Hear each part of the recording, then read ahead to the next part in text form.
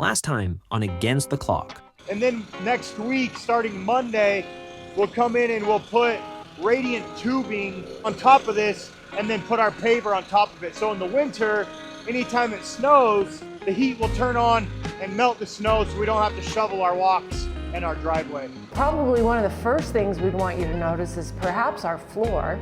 We've taken marble, broken it up, created our own version of terrazzo, and we think it is as pretty as it could possibly be.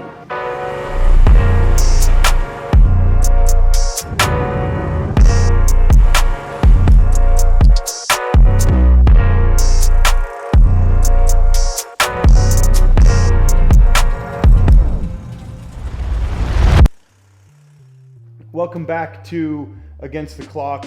We've started a new thing here at RHB. We've started an RHB podcast. And in one of our most recent episodes, I sat down with Brian Hebden of Hebden Studios, who's the architect for this job. And we had a really fun, in-depth conversation of where the architecture came from, what his thought process was, where the materials were sourced, and kind of just the whole background of how we've got to this point of building this project. We have this parade home. We're doing this web series about it. It's getting a lot of attention. It's going to be amazing. Our client is awesome. He kind of has given you, not free reign, but he gave you a lot of reign in the architecture design. So take us through the architecture design of this project. Yeah, and really it's twofold, right? Yeah. Because there's the first one, which was a remodel. Right. And then there's the second one, which is an entirely new build, which it's a wellness center, for lack of better words, right? But the process was very different for each one, right? Remodels, honestly, I think, and I don't know if you'd agree with this, but they're harder. They're so hard. They're harder than a new build, They're especially so when hard. you lose probably 40% of the house when it's all said and done. Yeah. So the style part of it goes back to the whole point of it was a remodel initially.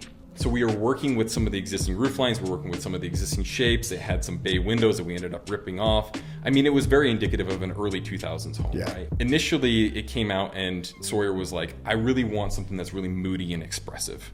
And so I went to town just researching materials, looking for things. The HOA had requirements for 70% stone and 30% something else, right? Mm-hmm. And so I was trying to find something that was black because he really wanted black and something moody. And I remembered a while back looking and researching into this product called Cupaclad. Yep. And I've always wanted to use it, but I just knew that the price point was probably going to be a little bit outside of it. But when I presented it to Sawyer, it hadn't really been ever used. I think there's maybe one home in Park City that has actually had it. It was just really unique. And I went to Sawyer and I was like, Sawyer, this is something that is really out there, a little bit different. And it's as unique as you are, where it's creative, it's innovative, and it's fresh. So it's something new. And he saw it, he held it, looked at it, and he loved it. Yeah. And so we went with it. And so that drove some of the other design side. I mean, there used to be wood on the house, tore that off because it was a different aesthetic than what he wanted. I think it was a little too modern. Mm-hmm. And originally it was going to be a very modern build. And then some of the interior finishes evolved and changed to being a little bit more on this cottage side of things. And so it's more of the European vibes where you're spending a lot of time in Europe. And so it has a little bit more of that European modern flair to it, but yet some clean lines of modern architecture. And so it ended up shifting and pivoting on that time to being a little bit more on the traditional side of things. And so to distinguish between the house and the villa, there's a little bit more actual stone on the villa. Yeah, so that's a ton of stone on that villa. Yeah, and so that's where we were trying to distinguish the difference between the two of them, as well as there's going to be a slightly different way in that the Cupaclad is going to be laid up. So it's going to be more in a random lay as opposed to a very sort of what they call Logic 101. This one's going to be more in a random base where it's going to have some thinner pieces to it that will be laid up slightly different. So more stone on the villa, but we're trying to keep the two of them similar in language, but there will also be a couple of more flat roofs that are introduced as well into the villa as well. So that's kind of the way of just keeping them slightly different. Why do you think Sawyer decided to do a remodel instead of just tear it down and start over? Because we both talked about it, like it would have been much easier to tear it down and start over. But Sawyer, our client, decided to keep it as a remodel, which kind of confines you as the architect to certain parameters. So why do you think he decided to keep it as a remodel? I mean, because you and I had conversations early on with him and saying, hey, it's probably going to be cheaper to tear it down, but he was apprehensive to it. But I think that there's a part of that Sawyer has a nostalgic kind of vibe to him. Mm-hmm. I mean, if you look at Sawyer right now, we have a number of projects for him in Preston, Idaho, right, where we've done a restaurant that he revived. So it was originally a restaurant that was there. Everybody loved it. They knew it. And then it died off and he actually brought it back. Now that was a new build, but he's in the process of working on a floral shop. He's in the process of doing an entire ranch. But really what he's doing is he's infusing culture back into Preston, Idaho, and he's rebuilding it. And I just think that out of the goodness of his heart, he's doing it. Mm-hmm. And, you know, there's obviously business to it, but I think more than anything is he wants to rebuild something. And I think part of it is this house was already there.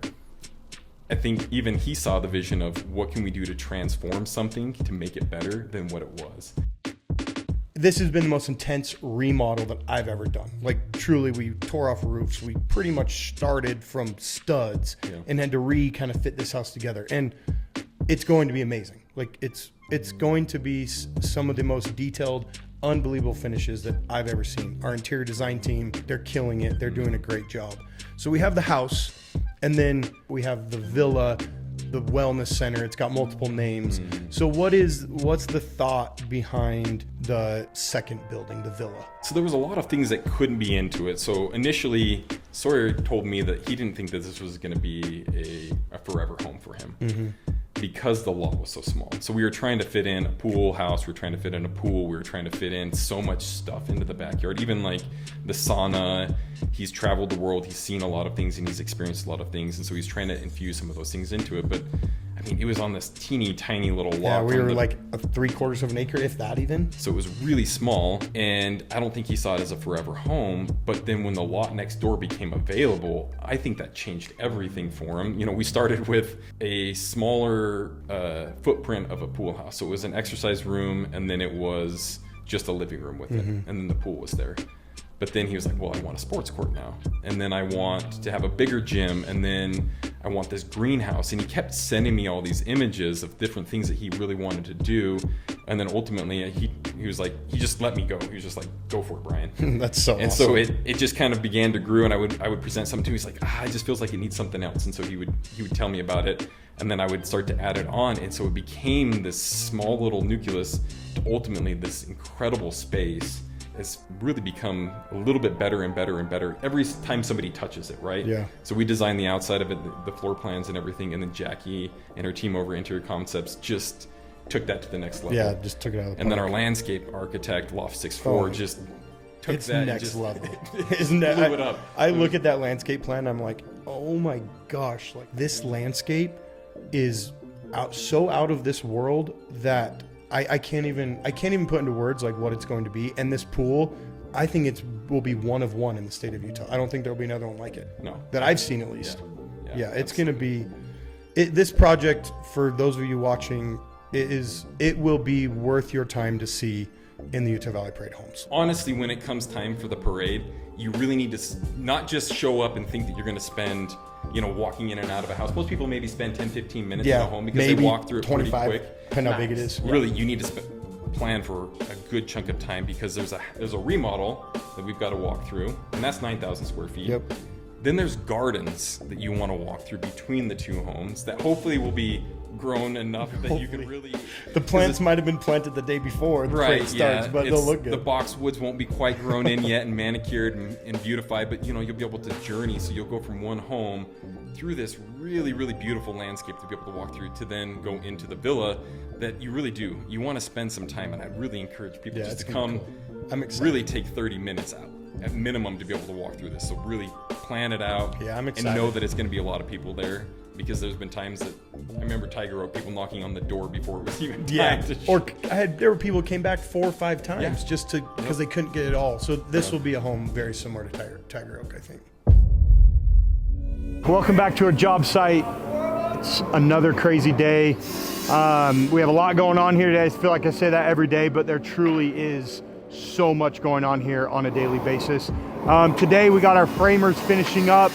We're hoping by Monday or Tuesday next week, they are completely wrapped up and out of here. We're starting to install our windows. Windows got delivered yesterday, so we'll slowly start filling all these holes with windows. The windows are a massive part of this building and also over at the house. They're gonna really change and transform this exterior, bring in a ton of natural light. The windows will be a huge focal point of this project. A funny thing that we're having to deal with that I usually don't have to deal with on a job site is parking.